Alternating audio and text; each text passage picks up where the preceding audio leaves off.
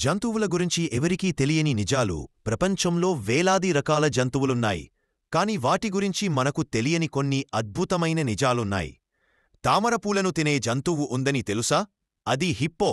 అది వాటిని తింటూ నీటిలో ఎక్కువసేపు గడుపుతుంది.